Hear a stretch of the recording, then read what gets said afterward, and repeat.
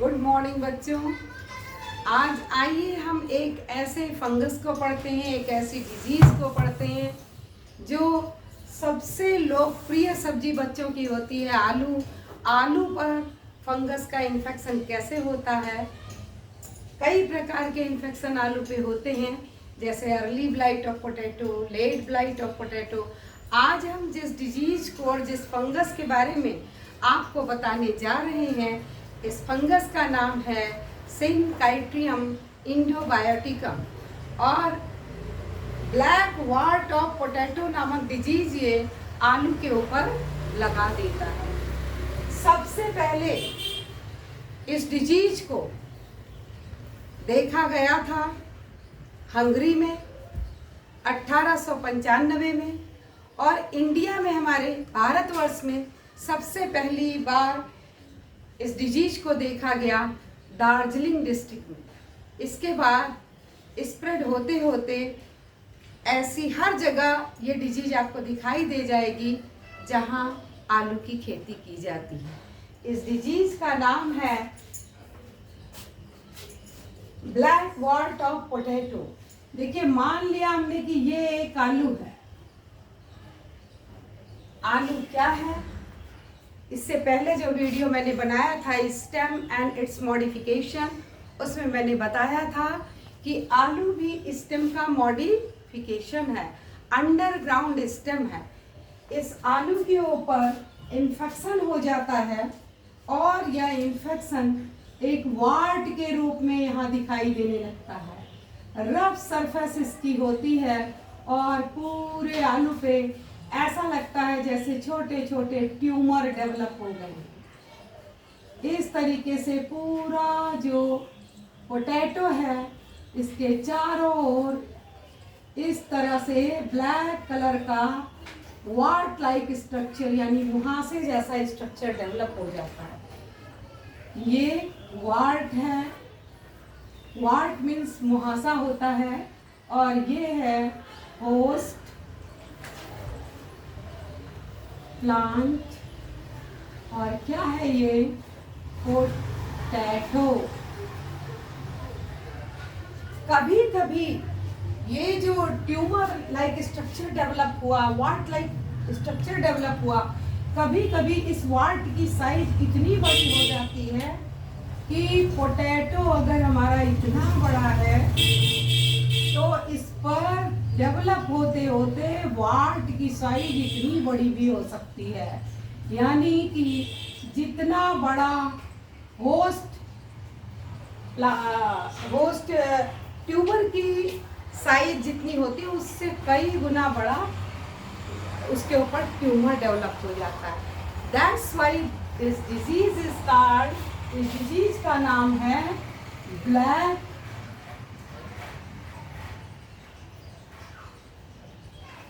Ward of potato. और इस fungus का नाम है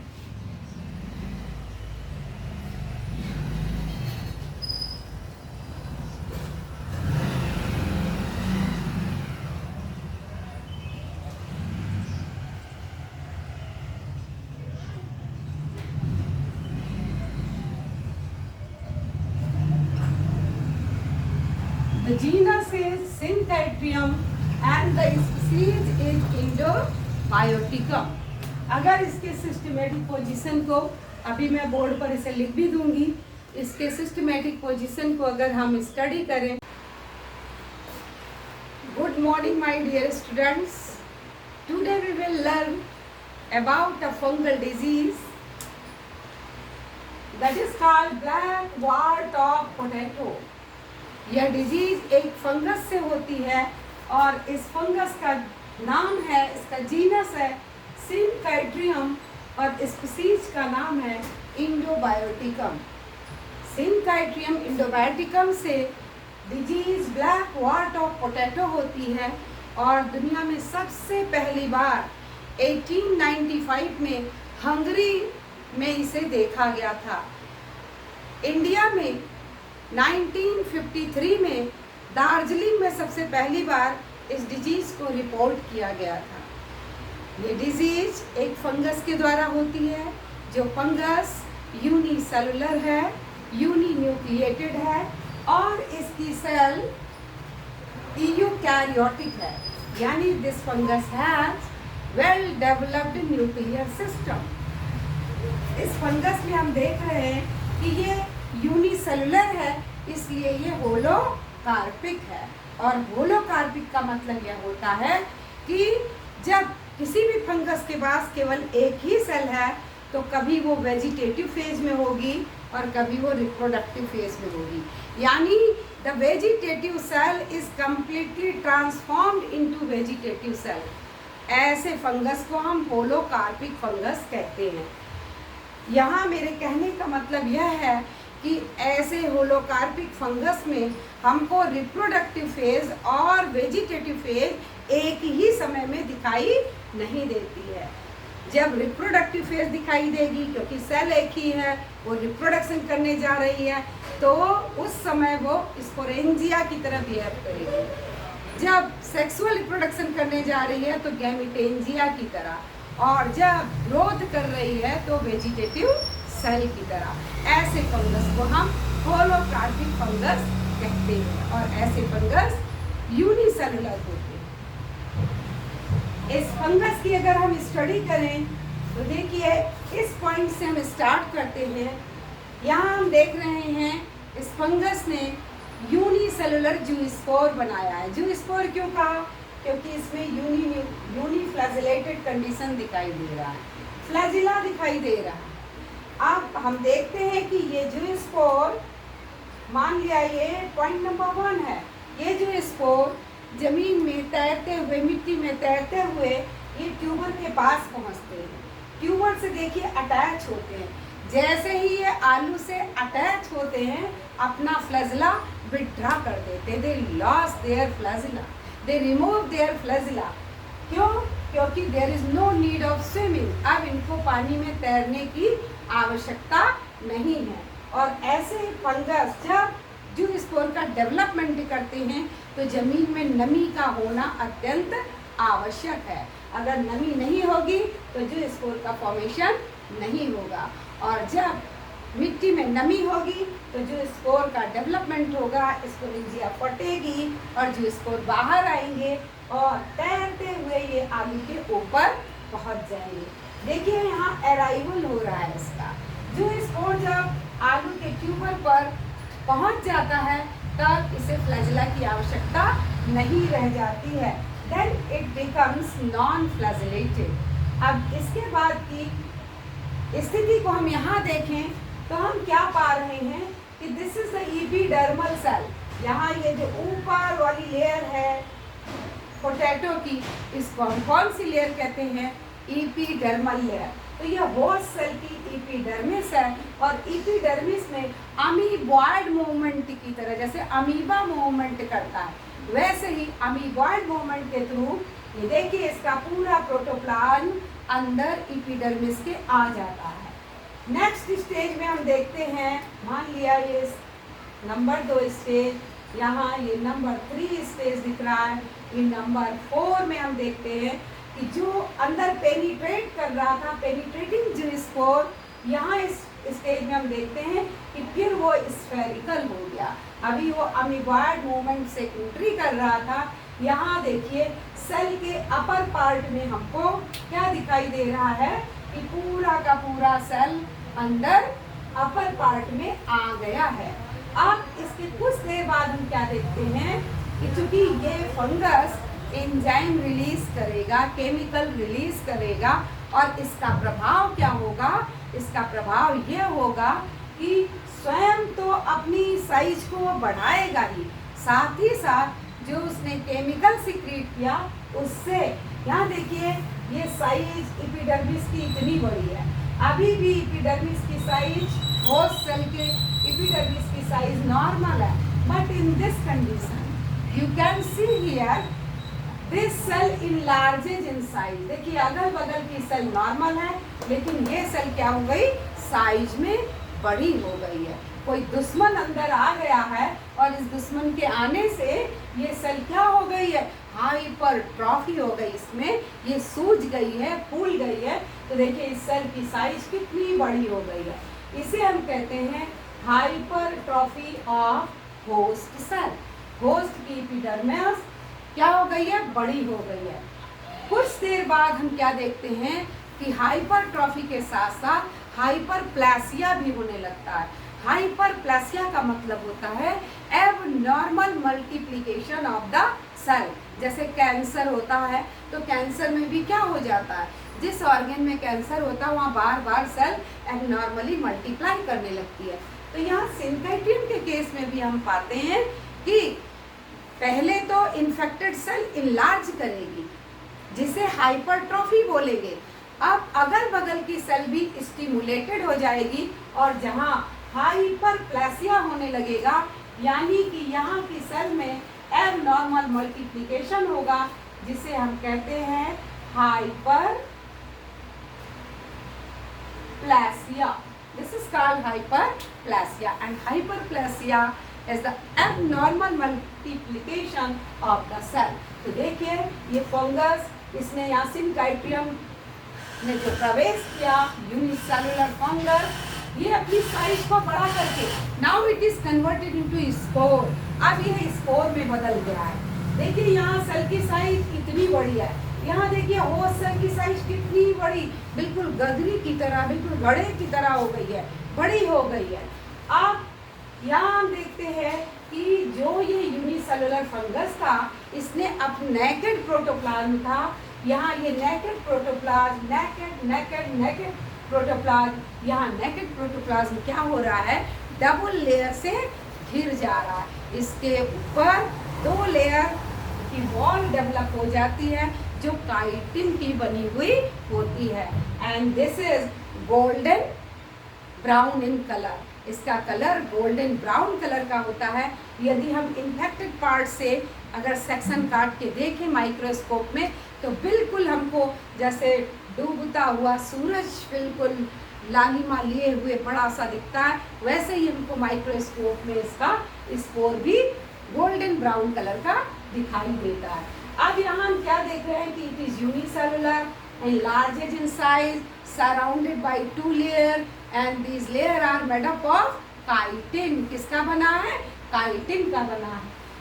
इसके बाद की स्टेज को अगर हम देखें तो कुछ समय बाद क्या होगा कि जो इसका ये न्यूक्लियस है ये मल्टीप्लिकेशन शो करेगा और इसी समय आउटर वॉल फट जाएगी और इनर वॉल, देखिए ये इनर वॉल है, ये इनर वॉल एक वेसिकल के रूप में बाहर निकल जाती है। जैसे टायर से ट्यूब बाहर निकल आता है, टायर के फटने से ट्यूब बाहर आता है, वैसे ही ये बाहरी लेयर के फटने से इनर लेयर एक झिल्ली की तरह बाहर निकल आता है, जिसे हम वेसिकल कहते हैं।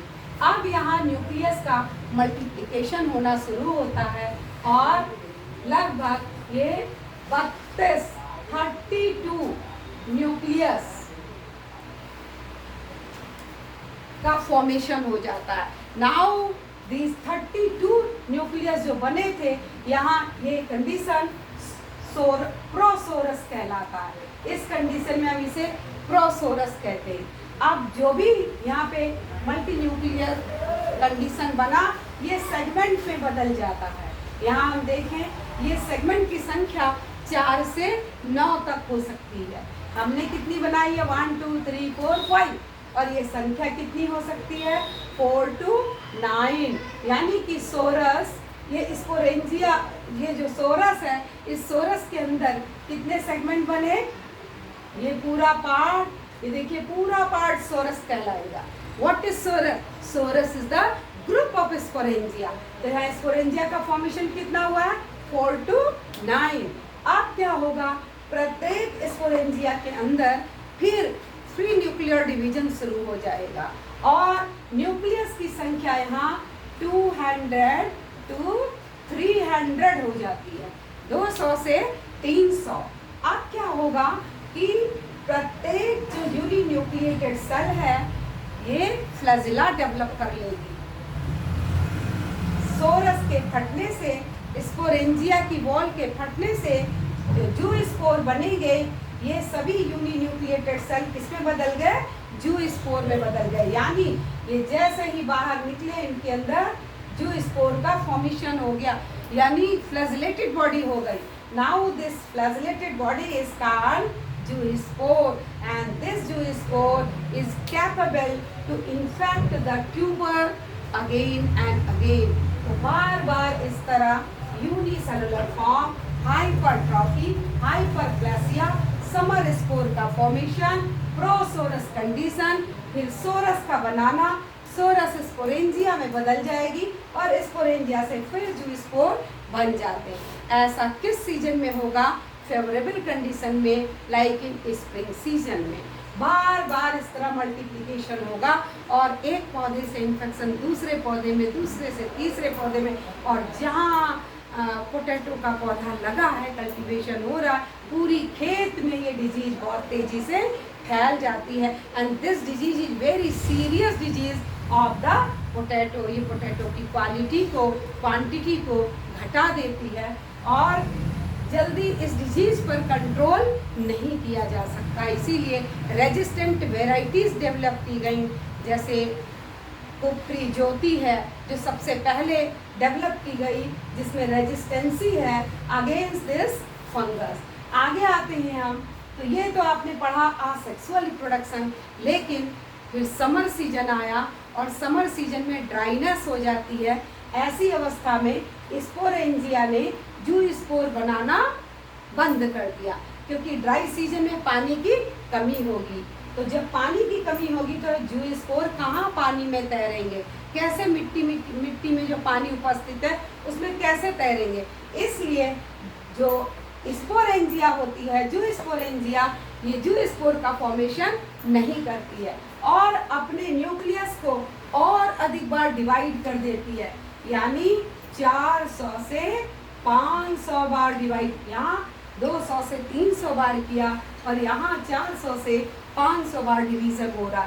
तो दोनों का अंतर देखें, यहाँ सेल थोड़ी सी बड़ी है, यहाँ सेल अगेन डिवाइड हुई है, that's why these are smaller in size.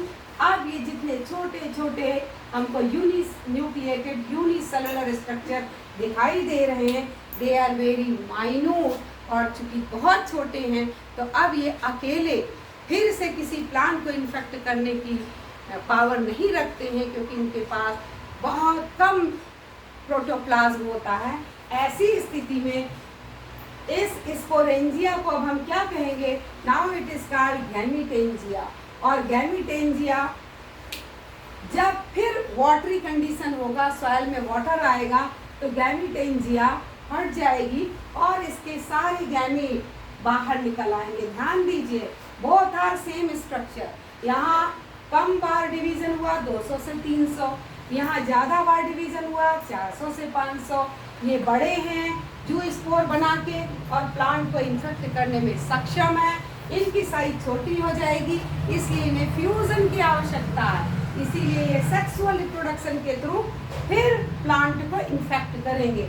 So now this body is known as gametangia. देखिए इसे हम क्या कहेंगे, गैमीटेंजिया। ये स्पोरेंजिया, ये गैमीटेंजिया। अब जब गैमीटेंजिया फटेगी तो इससे गैमीट बाहर निकलेंगे। These are similar in size and shape. इनकी साइज और शेप ये फिजियोलॉजिकली और फिजियोलॉजिकली और स्ट्रक्चरली बोथ आर सेम। हम देख सकते हैं सबकी साइज एक जैसी है, सबका शेप एक जैसा, and all are motile. They can swim on the surface of water with the help of flagella. यहाँ देखिए ये फ्लैजिला की हेल्प से तैर सकते हैं। सो सच आइसोगैमीट्स are formed and they get fused, and fusion of the isogamy is known as isogamy। यानी ऐसे दो आइडेंटिकल सिमिलर गैमीट एक दूसरे के पास आएंगे और दोनों एक दूसरे से टच होंगे। टचिंग वॉल डिसॉल्व हो जाएगी। जब टचिंग वॉल डिसॉल्व हो जाएगी तो दोनों एक में मिल जाएंगे। ये कैसा कंडीशन होगा, ये इस तरह का कंडीशन बन जाएगा, यानी दोनों का न्यूक्लियस एक में मिल गया। तो पहले दोनों के प्रोटोप्लाज्म आपस में मिलेंगे, तो fusion of the protoplasm is called plasmogamy, और जब दोनों का न्यूक्लियस एक दूसरे में फ्यूज हो जाएगा दैट इज कॉल्ड कैरियोगैमी। तो प्लाज्मोगैमी और कैरियोगैमी से क्या इनमें हुआ, सेक्सुअल रिप्रोडक्शन। अब सेक्सुअल रिप्रोडक्शन से ये जो जाइगोट बना, what is this is zygote. ये जाइगोट का जो फॉर्मेशन हुआ, अब ये जाइगोट चूंकि बाइफ्लैजेलेटेड स्ट्रक्चर में है, ये तैरता हुआ जाएगा और फिर आलू के ऊपर इन्फेक्शन कॉज करेगा, उसकी एपिडर्मिस से अटैच होगा। अटैच होते ही फ्लैजेला को ये रिमूव कर देगा और फिर अमीबॉइड मूवमेंट के थ्रू यहाँ एपिडर्मिस के अंदर प्रवेश पा जाएगा। यहाँ देखिए, यहाँ भी एपिडर्मिस के अंदर यहाँ एंट्री हुई थी जो स्पोर की, पहले ये ऊपर था, बाद में ये होस्ट सेल के नीचे आ जाता है। यहाँ ऊपर है और यहाँ ये नीचे आ जाता है। यहाँ इस कंडीशन में हम क्या देख रहे हैं कि ये जो स्पोर यानी कि डिप्लॉयड कंडीशन, जाइगोट कैसा है, ये 2n है, या इसी को हम कहते हैं डिप्लॉयड। तो ये डिप्लॉयड कंडीशन में जो यूनिसेलुलर स्ट्रक्चर दिखाई दे रहा है, ये इस सेल में एंट्री लेगा। एंट्री लेने के बाद थोड़ा सा जो स्पोर से, जो हैप्लॉयड जो स्पोर था उसके डेवलपमेंट से इसके डेवलपमेंट में थोड़ा सा अंतर होगा। अब देखिए यहाँ ये क्या कर रहा है, ये एपिडर्मल सेल यहाँ है, लेकिन सिनकाइट्रियम इंजाइम सिक्रीट करेगा और इस केमिकल से क्या होगा कि होस्ट सेल में हाइपरप्लासिया होगी, बार बार मल्टीप्लिकेशन होगा। और मल्टीप्लिकेशन कुछ इस तरीके से होगा कि जो हम सिनकाइट्रियम का यह पैथोजन देख रहे हैं, ये धीरे धीरे धीरे धीरे देखिए डीप टिश्यू में चला गया। इसके ऊपर देखिए वेजिटेटिव सेल कितनी सारी लेयर है। यहाँ असेक्सुअल कंडीशन में ये सुपरफिशियल है, एपिडर्मिस की सेल में है। यहाँ मल्टीप्लिकेशन हाइपरप्लासिया बार बार हो गई और ये डीप नीचे पहुंच गया। इसके ऊपर वेजिटेटिव सेल इतनी ढेर सारी, अपने को इसने प्रोटेक्ट कर लिया है, ये आलू के अंदर घुस गया है। अब यहाँ जाने के बाद इस डिप्लॉयड सेल में हम क्या देखते हैं, it again undergo into the resting period and again develop the chitin cell wall and that is 2 layered, 2 layer की सेल वॉल को डेवलप कर लेता है। और इस रेस्टिंग स्पोर को हम विंटर स्पोरेंजिया कहते हैं। इधर हमने कहा था क्या, समर स्पोर या समर स्पोरेंजिया, यहाँ क्या हो गया, ये बन गया है ये विंटर स्पोरेंजियम या विंटर स्पोर कहेंगे। और फिर जब फेवरेबल कंडीशन आएगा, विंटर के बाद स्प्रिंग सीजन आएगा, तो इसका यह न्यूक्लियस सबसे पहले रिडक्शन डिवीजन के द्वारा डिवाइड होगा। यानी इस न्यूक्लियस में, इस सेल में मियोसिस होगी। मियोसिस से ये हैप्लॉयड हो जाएगा, यानी कि हैप्लॉयड जब होगा, मियोसिस होगी तो 4 डॉटर न्यूक्लियस बनेंगे और चारों कैसे होंगे, हैप्लॉयड होंगे। And the meiosis is followed by the mitosis again and again, और फिर माइटोसिस होने लगेगी, जिससे ये मल्टी न्यूक्लिएटेड हैप्लॉयड स्ट्रक्चर जैसे ये था वैसा ही स्ट्रक्चर यहाँ बन जाएगा। अब कुछ देर बाद जब फेवरेबल कंडीशन होगा, स्प्रिंग सीजन होगा, तो उस समय फिर ये जो होस्ट सेल है ये डिसइंटीग्रेट हो जाएगी, सड़ जाएगी और इसकी ये जो वॉल है ये फट जाएगी और इसके अंदर ये जो स्पोर दिखाई दे रहे हैं ये बाहर निकल आएंगे। These all spore are unicellular, uninucleate and uniflagellate. यहाँ से निकलने के बाद ये जियोस्पोर बने और जियोस्पोर बन के जिस तरह यहाँ देखिए जो स्पोर इसको इन्फेक्ट कर रहा था, यहाँ जाइगोट से बना हुआ जो स्पोर हैप्लॉयड होकर के जो स्पोर जो बना रहा है, ये भी इस को ट्यूबर को प्रभावित करके फिर इसमें infection black wart of potato disease की स्प्रेडिंग कर देता। इस तरह इसकी लाइफ साइकिल में हम देखते हैं 2 फेजेस हैं, one is the asexual phase and other is the sexual phase. Asexual reproduction ये असेक्सुअल रिप्रोडक्शन है और ये सेक्सुअल रिप्रोडक्शन है। और दोनों में अंतर क्या है? एक में जो स्पोर का फॉर्मेशन हो रहा है और दूसरे में हम प्लाज्मोगैमी और कैरियोगैमी देख रहे हैं, यानी आइसोगैमी होती है। इनमें दो आइडेंटिकल गैमीट का फ्यूजन हो जाता है, दो प्रकार के स्पोर बन रहे हैं। असेक्सुअल रिप्रोडक्शन के दौरान समर स्पोर बनता है, सेक्सुअल रिप्रोडक्शन के दौरान हम देख रहे हैं विंटर स्पोर या विंटर स्पोरेंजियम का फॉर्मेशन होता है। इसका ये जो बाहरी हम देख रहे हैं काइटिनस वॉल जो डेवलप हो गई, दोनों कंडीशन में ये इतनी रिजिड ड्यूरेबल होती है कि जब मिट्टी में इसके स्पोर पड़े रहते हैं तो कई वर्षों तक वायबल होते हैं। इसलिए एक बार अगर ये डिजीज पकड़ लेती है आलू के खेती में तो जल्दी कंट्रोल में नहीं आती है। इस डिजीज को कंट्रोल करने के लिए हमें सैनिटेशन करना चाहिए, खेत को हमें डिजीज फ्री करना चाहिए। इसके लिए हमें फंगीसाइड का प्रयोग करना चाहिए और फंगीसाइड का प्रयोग करके हम इस डिजीज से अपने प्लांट्स को बचा सकते हैं। फंगीसाइड के रूप में इसे हम मर्क्यूरिक क्लोराइड दे सकते हैं, कॉपर सल्फेट दे सकते हैं, जिससे इस डिजीज पर हम कंट्रोल प्राप्त कर लेते हैं। तो ये आप पूरा फिगर बना लीजिए। अभी इसकी लाइफ साइकिल और सिस्टमेटिक पोजीशन भी मैं आपको बताती हूँ। इस फंगस का नाम है सिनकाइट्रियम इंडोबायोटिकम और जो डिजीज ये कॉज करता है उस डिजीज का नाम है ब्लैक वार्ट ऑफ पोटैटो। इसकी सिस्टमेटिक पोजीशन अगर हम देखें तो किंगडम है माइकोटा, डिवीजन है यूमाइकोटा, सब डिवीजन इसका है मैस्टिगोमाइकोटिना, क्लास है इसका काइट्रिडियोमाइसीड्स, ऑर्डर है काइट्रिडियल्स, फैमिली है सिनकाइट्रिडिएसी, जीनस का नाम सिनकाइट्रियम और स्पीसीज का नाम इंडोबायोटिकम। जीनस सिनकाइट्रियम, इसकी पूरे all over the world 200 species हैं, जिसमें इसकी 80 स्पीसीज हमारे भारतवर्ष में पाई जाती हैं। ये एक ऑब्लिगेट पैरासाइट है और पोटैटो प्लांट पर एक सीरियस डिजीज काज करता है, जिस डिजीज का नाम है ब्लैक वार्ट ऑफ पोटैटो। यहाँ देखिए मैंने एक पोटैटो बनाया है।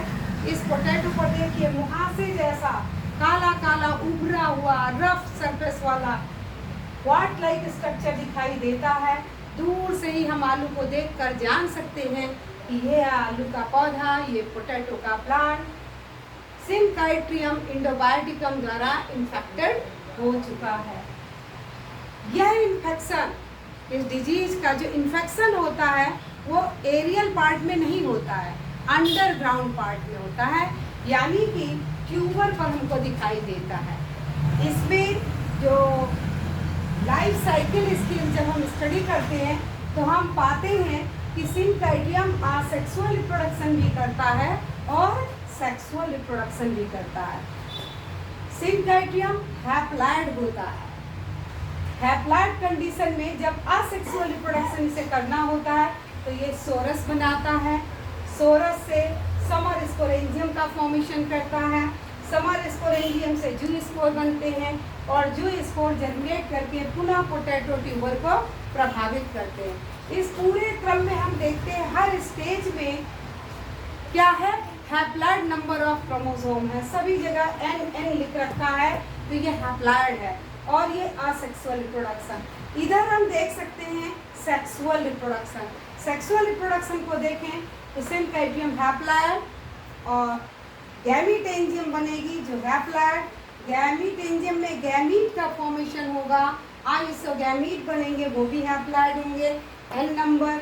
जब फर्टिलाइजेशन होगा तो ये डिप्लॉइड हो जाएंगे, यानी जाइगोट कैसा होगा, ये डिप्लॉइड होगा और जाइगोट यानी डिप्लॉइड कंडीशन में ही सिनकाइट्रियम इन्फेक्शन किस पर कॉज कर देगा, होस्ट के पौधे पर इन्फेक्शन कर देगा, एंट्री कर देगा पोटैटो ट्यूबर में और वहाँ डेवलप कर लेगा विंटर स्पोरेंजियम। विंटर स्पोरेंजियम भी डिप्लॉइड, इसमें होगी मियोसिस और हम जानते हैं मियोसिस वो डिवीजन है जिससे कोई भी सेल, एक मदर सेल जो डिप्लॉयड होती है उससे 4 हैप्लॉयड सेल बन जाती हैं। तो एक डिप्लॉयड न्यूक्लियस 4 हैप्लॉयड न्यूक्लियस में कन्वर्ट होगा और बार बार डिवाइड होकर बहुत सारे माइटोसिस द्वारा बार बार डिवाइड होगा और बहुत सारे जूस्पोर बना देगा।